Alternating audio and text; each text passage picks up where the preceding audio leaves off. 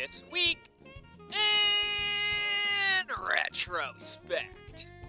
Back in '91, a local club in the border city hosts a tournament for the ancient art of karate.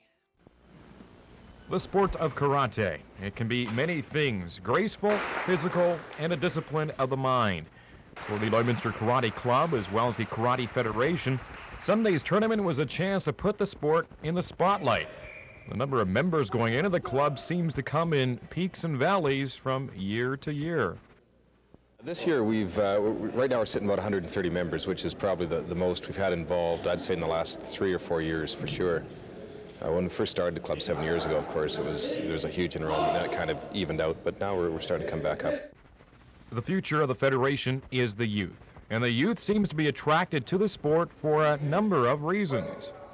A lot of the kids, they're interested through other means a lot of the times we find, and so of course the parents are interested in, what's it really about. The kids come home and tell them they want to get involved in it.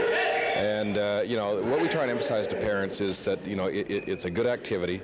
It's a means of developing inner discipline and at fitness, which is also important for kids, and also they develop the ability of self-defense, which is can prove very valuable. And in '96, a group of thespians lobbied the city for a new performance art theater. But see, that's young. You're in your prime. It's not too late. You can do anything you want. If the success of this past summer's Fringe Festival is any indication, Lloydminster is turning into a city that loves its arts.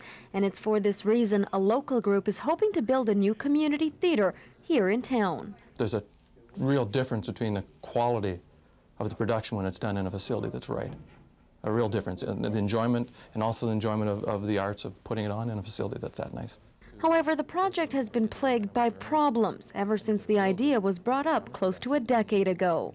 The holdup has been money. In a tighter economy, the grants that were there aren't there anymore. The group is now proposing the theater to be built onto an existing facility, such as Lloyd Comp High School or Lakeland College. This would save some $5 million. But for the idea to go ahead, officials say the new theater has to be supported by everyone: the city, the 2 school divisions, Lakeland College, and the community. And right now, while they support the idea, the Lloydminster Separate School Division has some concerns. We've been asked to enter into an operating agreement, and it's not really clear where the facility will be, and until that's identified and who really owns the facility, it's difficult to enter into an operating agreement. And that's all for this week in Retrospect.